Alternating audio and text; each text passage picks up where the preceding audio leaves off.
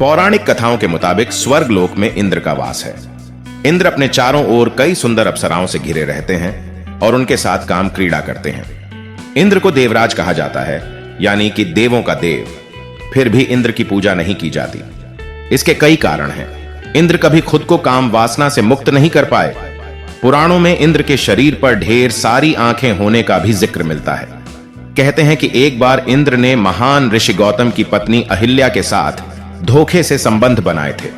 जब ऋषि को पता चला तो उन्होंने इंद्र को श्राप दे दिया, जिससे उनके शरीर पर 1000 योनियां आ गईं।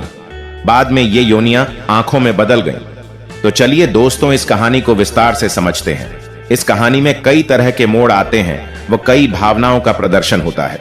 जहां एक ओर छल और ईर्ष्या की भावना है, तो वहीं दूसरी ओर सुंदरता और क्रोध का भी संगम है।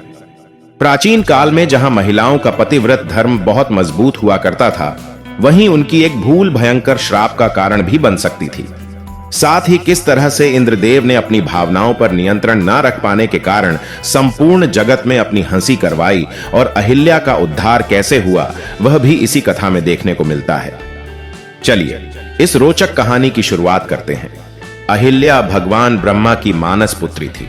वह दिखने में तीनों लोकों में सबसे सुंदर और गुणवान थी। इस कारण देवलोक के सभी देवता, पृथ्वी के सभी मनुष्य और पाताल लोक के राक्षस उनसे विवाह करने को आतुर थे। सभी देवताओं और राजाओं ने अहिल्या से विवाह के लिए भगवान ब्रह्मा जी के सामने अपना अपना प्रस्ताव रखा।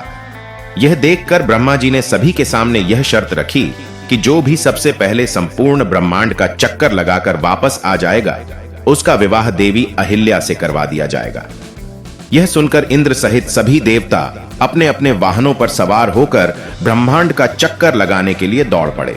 जिस समय इंद्रदेव व अन्य देवतागण ब्रह्मांड का तेज गति से चक्कर लगा रहे थे, उसी समय गौतम ऋषि अपने आश्रम में पूजा कर रहे थे। वे उस समय गाय माता का पूजन कर रहे थे, जो वे प्रतिदिन किया करते थे। गाय माता की पूजा करते समय उन्होंने उसकी परिक्रमा की। उसी समय गाय माता ने एक बछड़े को जन्म दे दिया। जब नारद मुनि ने यह दृश्य देखा तो उन्होंने सारी बात भगवान ब्रह्मा जी को बताई। वेदों के अनुसार यदि व्यक्ति गाय की परिक्रमा कर रहा हो और उसी समय वह बछड़ा दे दे, तो यह संपूर्ण ब्रह्मांड की परिक्रमा के समतुल्य मानी जाती है। इसलिए ब्रह्मा जी ने देवी अहिल्या का विवाह गौतम ऋषि से करवा दिया। अब गौतम ऋषि व देवी अहिल्या सुखी सुखी रहने लगे। गौतम ऋषि बहुत महान ऋषि थे तथा उनकी शक्ति ज्ञान चारों ओर प्रख्यात था। साथ ही देवी अहिल्या भी एक पतिव्रता स्त्री थी, जो अपने पति से अथाह प्रेम करती थी। किंतु इंद्र के मन में द्वेष भावना उत्पन्न हो रही थी और वह किसी भी तरह से देवी अहिल्या को प्राप्त करना चाहता था। इसी के लिए इंद्र किसी अवसर की तलाश में थे, क्योंकि सामने से वे गौतम ऋषि के तपोबल के आगे तुच्छ थे। एक दिन गौतम ऋषि को हिमालय पर्वत पर 6 माह की तपस्या के लिए जाना था। उन्होंने अपनी पत्नी को सारी बात बताई। वह हिमालय पर तपस्या के लिए निकल पड़े। जब देव इंद्र को यह पता चला तो वे छल से गौतम ऋषि का रूप धारण कर उनके आश्रम में चले गए। माता अहिल्या अपने पति को इतनी जल्दी वापस आया देखकर आश्चर्यचकित रह गई, किंतु उन्होंने सोचा कि शायद उनके पति उनसे दूर नहीं रह सकते, इसलिए उन्होंने हिमालय पर तप करने का अपना मन बदल लिया। इस तरह इंद्र ने देवी अहिल्या के साथ छल से दुराचार किया। इंद्र देवी अहिल्या के प्रेम में इतने आसक्त हो गए थे कि उन्हें समय का भान ही नहीं रहा। वह इसी प्रकार 6 माह का समय बीत गया। फिर एक दिन गौतम ऋषि अपना तप पूरा कर वापस आए। उस समय इंद्र सो रहे थे, वह माता अहिल्या पूजा कर रही थी। अपने पति को सामने देखकर अहिल्या स्तंभित रह गई व उन्हें अपने साथ हुए भीषण छल का ज्ञान हुआ। गौतम ऋषि इंद्र को अपने भेष में देखकर अत्यंत क्रोधित हो गए। काम वासना के मोह में गिरे इंद्र को श्राप दिया कि उसके शरीर पर 1000 योनियां उग आएंगी। वह चाहकर भी किसी स्त्री के साथ संबंध नहीं बना पाएंगे। देखते ही देखते इंद्र के पूरे शरीर पर योनियां उभर आईं। इंद्र को अपनी गलती का एहसास हुआ और उन्होंने गौतम ऋषि से क्षमा याचना की। ऋषि ने इंद्र को माफ कर दिया, लेकिन कहा कि एक बार श्राप दे दिया, इसलिए वापस नहीं हो सकता। हालांकि ऋषि गौतम ने कहा कि इंद्र के शरीर पर उभरी ये योनियां आंखों में बदल जाएंगी। इस वजह से इंद्र के पूरे शरीर पर आंखें ही आंखें हो गईं।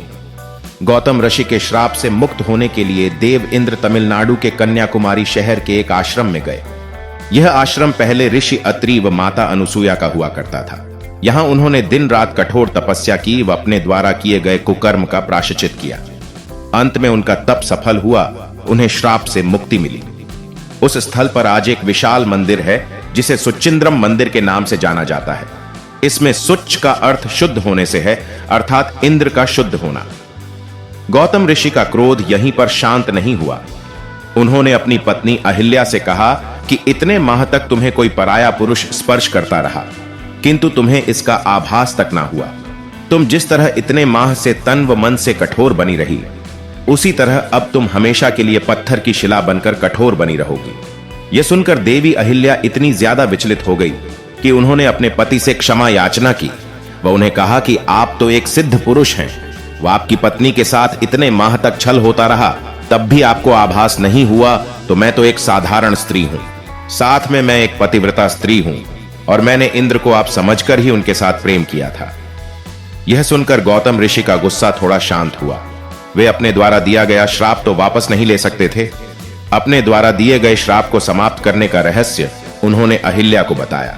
इसके अनुसार जब भगवान विष्णु के रूप में भगवान श्री राम अपने गुरु विश्वामित्र व अनुज लक्ष्मण के साथ इस वन में आएंगे, तब उनके चरण स्पर्श से उन्हें श्राप से मुक्ति मिलेगी।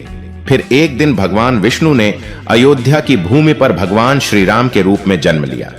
महर्षि विश्वामित्र माता सीता के स्वयंवर में जाने के लिए अपने साथ भगवान श्री राम व उनके भाई लक्ष्मण को साथ लेकर गए। बीच में यह आश्रम भी आया जो अब उजड़ चुका था। वहां सब कुछ सुनसान देखकर श्री राम ने विश्वामित्र जी से इसका रहस्य पूछा। तब विश्वामित्र जी ने उन्हें संपूर्ण कथा सुनाई और माता अहिल्या का उद्धार करने को कहा। उसी समय भगवान श्री राम ने उस पत्थर की शिला पर अपने चरण स्पर्श किए। श्री राम के द्वारा पत्थर की शिला को स्पर्श करते ही माता अहिल्या गौतम ऋषि के श्राप से मुक्त होकर पुनः अपने मनुष्य रूप में वापस आ गई। इस तरह माता अहिल्या श्राप मुक्त हुई व मोक्ष को प्राप्त हुई। आपने गौतम ऋषि और अहिल्या की कहानी को जान लिया है। इस कहानी से हमें यह शिक्षा मिलती है कि व्यक्ति को कभी भी पराई स्त्री पर नजर नहीं रखनी चाहिए, अन्यथा इसका परिणाम बहुत ही भयंकर होता है। यह न केवल उस व्यक्ति के लिए विपरीत परिणाम लेकर आता है, बल्कि यह उस पराई स्त्री के जीवन को भी तहस नहस करके रख देता है। दोस्तों, आशा करता हूं जानकारी अच्छी लगी होगी। ऐसी ही और जानकारी सबसे पहले पाने के लिए चैनल को सब्सक्राइब जरूर कर ले। धन्यवाद।